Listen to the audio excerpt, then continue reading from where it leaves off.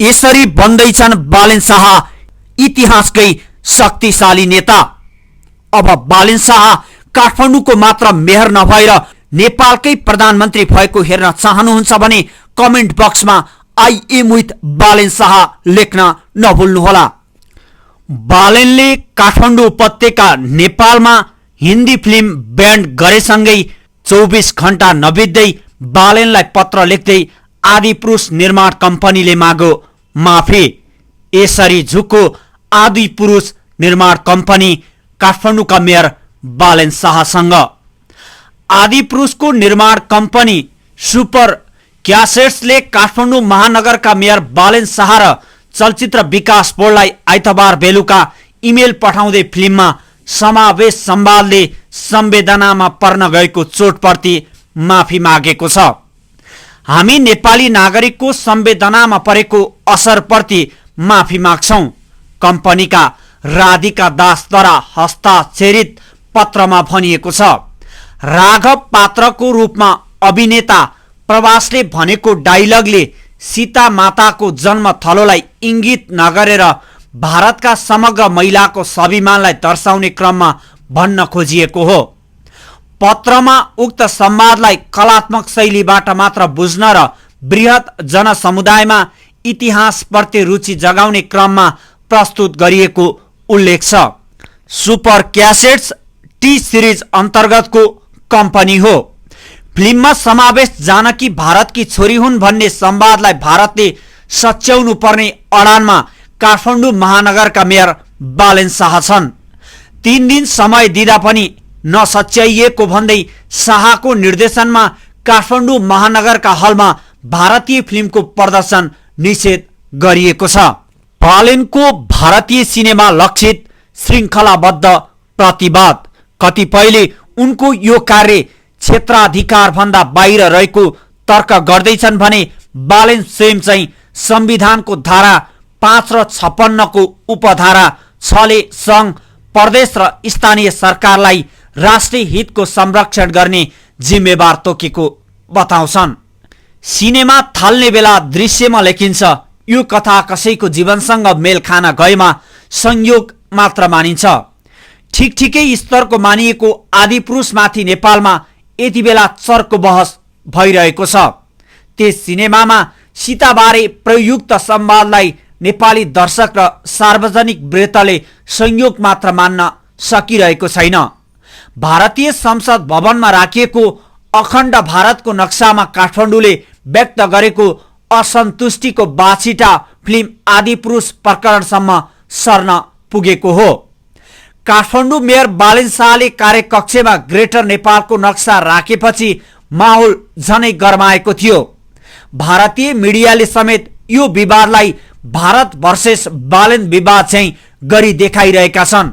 भारतका social media प्रयोगकर्तामा Balen नाम trending भइरहेको छ। भेटघाट र कुराकानीमा भारतीयहरू बालेनको बारेमा सोधखोज गरिरहेका छन्।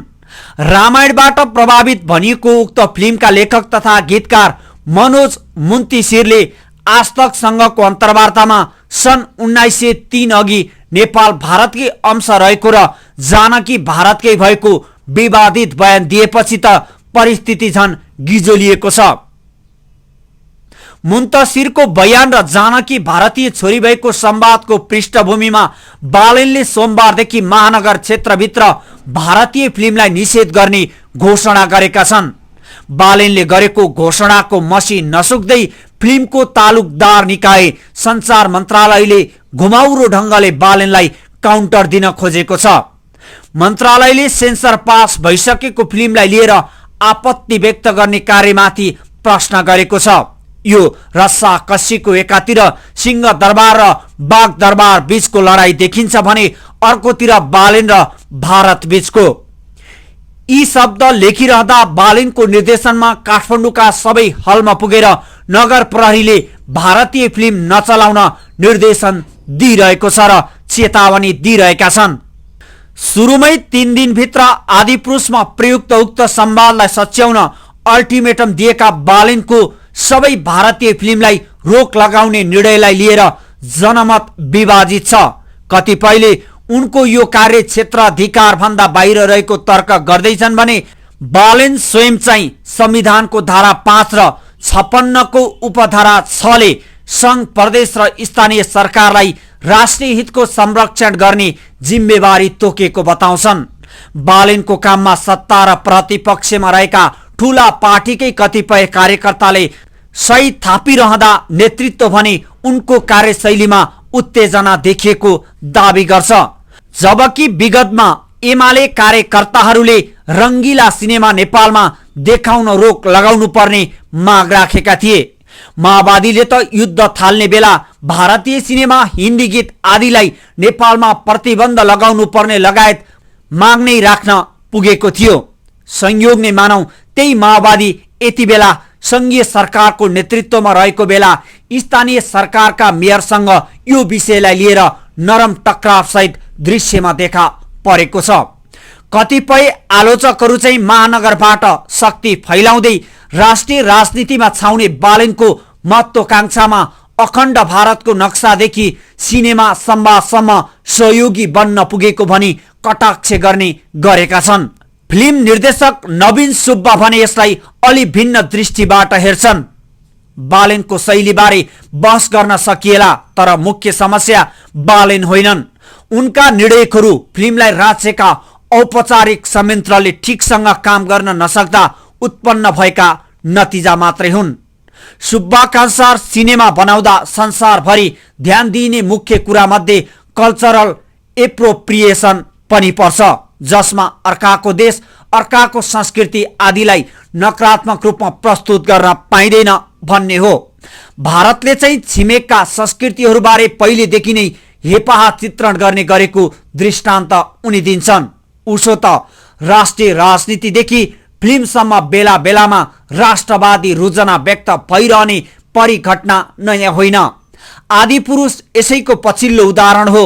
ऋतिक रोशन प्रकरणदेखि चाँदनी चोक टु चाइनासम्मका प्रकरण हेर्ने हो भने आदिपुरुष राष्ट्रवादको भाष्यमा पेलिने अर्को फिल्म बनेको छ।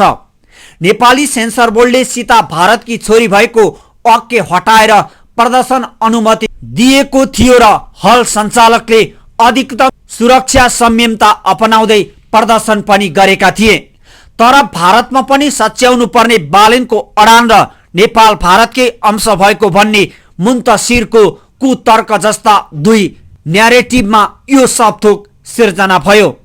विवाद निम्त्याउने फिल्म आदिपुरुषकै कारण बालेनले सबै भारतीय फिल्मको प्रदर्शन रोक्ने घोषणा गरेका छन्। उनले गरेको यो घोषणा कति लामो समय टिक्ला? उनले कुनै क्षेत्राधिकारमा रहेर यो निर्णय लिएर कसरी पपुलिजम राष्ट्रिय राजनीतिको फोर्स फ्याक्टर बन्दैछ भन्ने कुरामा बहस हुँदै पक्कै छ। एउटा फिल्मको कारण अरू भारतीय फिल्मलाई रोक्ने कार्य वैज्ञानिक नहुने कतिपयको धारणा छ। निर्माता तथा अभिनेता दीपक राज गिरी भन्छन्, समस्या आदिपुरुषले निकालेको हो, त्यसैले आदिपुरुष मात्रै बन्द गरौं। उताबाट आउने सबै फिल्म बन्द गर्दा गलत अर्थ लाग्ला कि उताबाट त धेरै कुरा आउँछ। फिल्म निर्देशक केपी पाठक लेख्छन्, सबै हिन्दी फिल्मलाई एउटै डालोमा हालेर रोक्नुभन्दा जुन फिल्ममा गलत सन्देश सम्प्रेषण छ त्यही मात्र रोक्दा चाहिँ उचित होला कि? भारतीय सत्तारूढ दल बीजेपी निकट मानिने फिल्म लेखक तथा गीतकार मुन्तसिर हिन्दुत्वका कट्टर समर्थक हुन्। उनको करियर हेर्दा उनी विश्वगुरु बन्ने बाटोमा हिँडेको नरेन्द्र मोदीको भाष्यसँग पूर्ण रूपमा समर्पित छन्।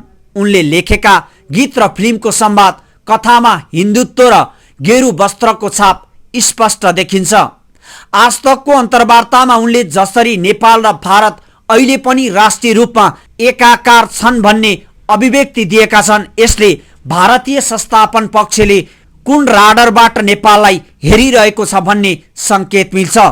मोदीको दोस्रो कार्यकालमा फिल्मलाई सफ्ट पावरको रूपमा विकास गर्ने ध्येय देखिन्छ। मोदी स्वयंले पनि कश्मीर फाइल्स, केरेला स्टोरी जस्ता फिल्मको प्रवर्धन गर्दैछन्। हिजो आज उनको ध्यान द डायरी अफ वेस्ट बंगालको प्रवर्धन गर्नुमा छ, जसमा ममता बनर्जीलाई भिलेन देखाउँदै भाजपाको प्रचार गरिएको छ। यसै क्रममा नेपालसँग जोडिन पुगेको छ आदिपुरुष सिनेमा। निर्देशक मनोज पण्डित आदिपुरुष लेखक मुन्तसिरको अन्तर्वार्तालाई उनको मात्र निजी अभिव्यक्ति मान्न नहुने तर्क गर्छन्। यो मनोजको मात्रै स्टेटमेन्ट होइन, फिल्म मेकरको पनि स्टेटमेन्ट हो।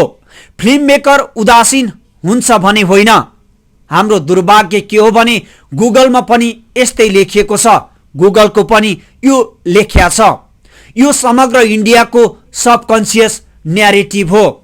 आदिपुरुष लेखक तथा गीतकार मुन्तसिरको अभिव्यक्तिलाई लिएर निर्देशक निर्माता नवल खड्का भन्छन्, भारतीय शासक र तिनका समर्थकले नेपालको स्वतन्त्रता र सार्वभौमिकता विरोध गराइ र भनाइका विरुद्ध सरकारले तुरुन्त आदिपुरुष र भारतीय चलचित्रहरूको प्रदर्शन रोकी भारत सरकारसँग आफ्नो अडान स्पष्ट गरोस्। सङ्घ र स्थानीय सरकार सिनेमा विवादलाई लिएर आपसमा टक्राउँदै गर्दा फिल्मका दृश्य र संवाद जस्ता विषय कूटनीतिक अभ्यासकै मामिला हुन् भन्ने विषय सँगसँगै स्थापित भइरहेको छ। समयमा पहल कदमी नलिँदा त्यसले अनावश्यक क्रिया प्रतिक्रिया उब्जाउने भएकाले पहिलो प्रयास केन्द्र सत्ताले नै गर्नुपर्ने सिनेकर्मीहरू ठान्छन्। यस्तोमा गर्नुपर्ने काम चाहिँ राज्यले भारतलाई कूटनीतिक नोट पठाउने हो। नेपाल यसमा संवेदनशील छ भन्ने सन्देश प्रवाह गर्न सकिन्थ्यो। नवीन सुब्बा भन्छन्, राज्य नै आफ्नो काममा चुकिसकेपछि स्थानीय सरकारले के गरो कसो गरो अरू प्रतिक्रिया कसरी प्राप्त भए भन्ने कुरा तपसिल भइगए। बालेनको भारतीय सिनेमा लक्षित श्रृङ्खलाबद्ध प्रतिवाद। कतिपयले उनको यो कार्य क्षेत्राधिकार भन्दा बाहिर रहेको तर्क गर्दैछन् भने बालेन स्वयं चाहिँ संविधानको धारा 5 र 56 को उपधारा 6 ले सङ्घ प्रदेश र स्थानीय सरकारलाई राष्ट्रिय हितको संरक्षण गर्ने जिम्मेवार तोकेको बताउँछन्।